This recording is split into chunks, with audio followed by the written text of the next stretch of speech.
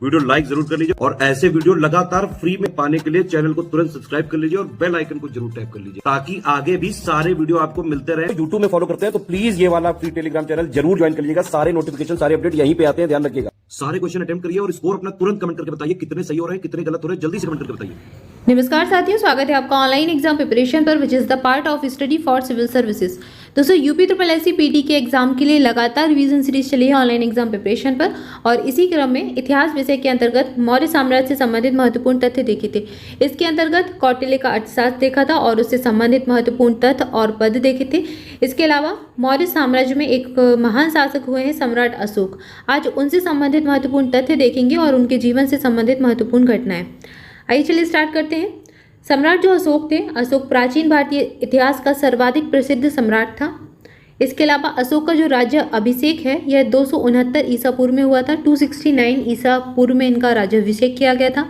अशोक के नाम एवं इनकी उपाधियां अलग अलग जगह अलग अलग मिलती हैं। अशोक का नाम अशोक, मास्की, गुर्जरा आदि अभिलेखों से प्राप्त होता है।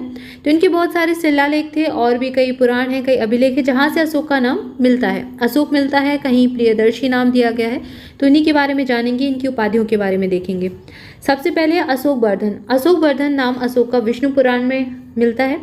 बुद्ध साग के नाम इनका मास्की अभिलेख में दिया गया है, और मगधीराज इनको मगध का राजा भाब्रू लेख में कहा गया है।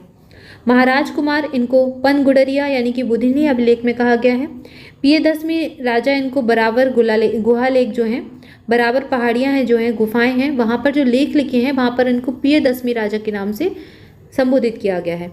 इसके अलावा अशोक का नाम अशोक, मास्की, गुर्जरा, नैतूर एवं उडेगोलन ये लघु शिलालेख हैं, इनमें लिखा हुआ है अशोक का नाम अशोक। सर्वप्रथम मास्की अभिलेख में अशोक का नाम अशोक पढ़ा गया था, और मास्की लेख में देवनाम प्रियदस या फिर अशोकश, गुर्जला लेख में देवनाम प्रियदस या फिर प्रियदसिनो अशोक राजस उत्कीर्ण किया गया है। तो ये अशोक के ही नाम है, देवनाम पियस या फिर प्रियदसिनो, ये अशोक के नाम है जो कि विभिन्न अभिलेखों में दिए गए हैं।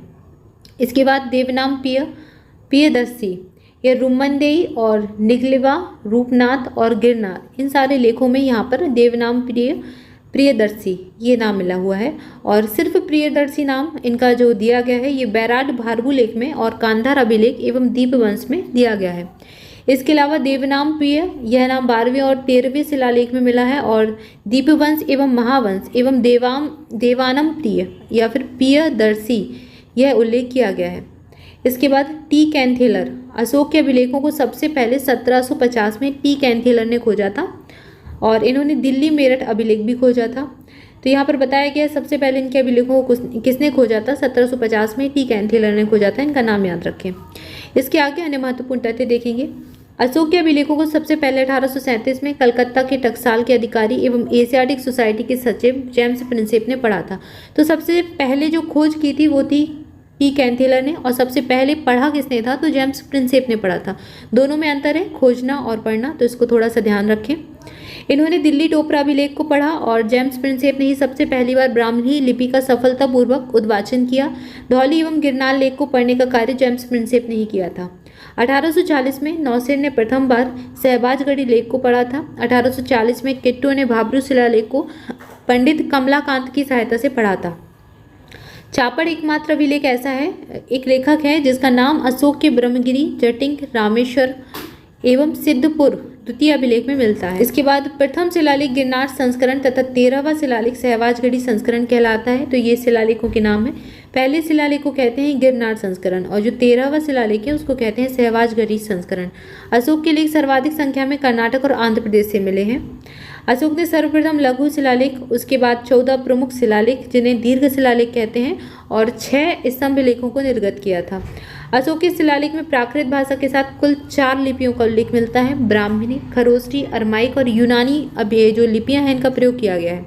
अशोक के स्तंभ लेख एवं गुहालेखों में केवल ब्राह्मणी लिपि एवं प्राकृत भाषा का प्रयोग हुआ है। इसके अलावा सहवाजगढ़ी और मानसेहरा अभिलेख मिले हैं, और इनमें खरोष्ठी लिपि का प्रयोग किया गया है। लघुमान और तक्षशिला अभिलेख में अरमाइक लिपि का प्रयोग हुआ है, और कंधार का सरेकुना अभिलेख है उसमें यूनानी और अरमाइक लिपियों के साथ में प्रयोग हुआ है। तो ये विभिन्न लिपियां हैं जिनका प्रयोग अशोक के अभिलेखों, स्तंभ लेखों और शिलालेखों में किया गया है। ठीक है। इसके आगे अगला तथ्य है, अशोक पहला भारतीय शासक है जिसने अभिलेखों के सहारे सीधे अपनी प्रजा को संबोधित किया था। अभिलेखों को निर्गत करने की राजकीय परंपरा जो है अशोक से ही जुड़ी हुई मानी जाती है।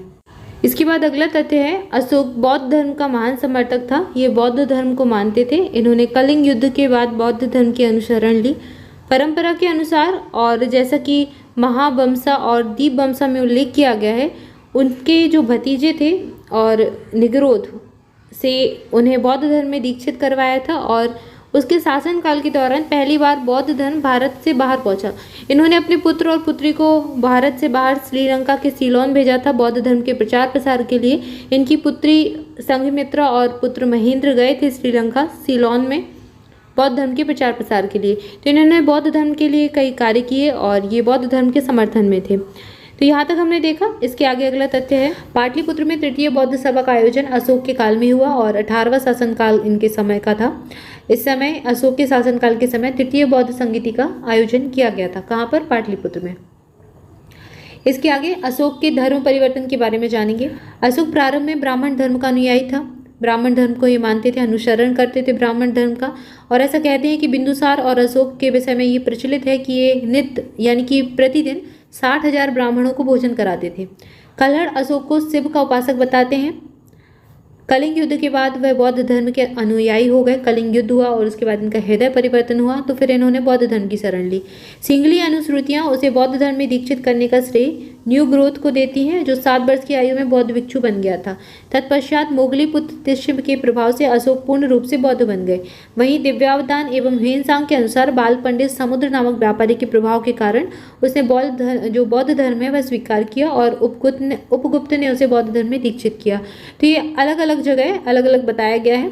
एक जगह लिखा हुआ है कि इन्होंने एक 7 वर्ष की आयु में जो बौद्ध भिक्षु बने थे न्यू ग्रोथ, उनसे इन्होंने बौद्ध धर्म की दीक्षा ली। और एक जगह बताया गया है कि उपगुप्त ने इनको बौद्ध धर्म में दीक्षित किया। इसके आगे अगला तथ्य है, तारानाथ ने अशोक को तांत्रिक बौद्ध यानी कि मातृ देवी का उपासक भी बताया है। तो इनके बारे में तथ्य हैं।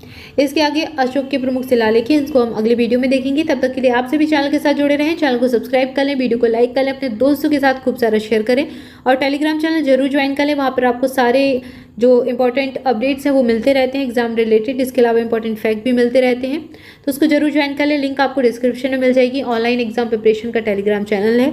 इसके अलावा UP-SSC PT के लिए प्रैक्टिस क्विज चलवाए जा रहे हैं और बिल्कुल फ्री है। इसके लिए एक अलग से टेलीग्राम बनाया गया है, तो इसको आप फॉलो कर लें। उसकी लिंक भी आपको डिस्क्रिप्शन में मिल जाएगी। फ्री क्विज के नाम से है, इसको जरूर ज्वाइन कर लें और प्रैक्टिस कीजिए।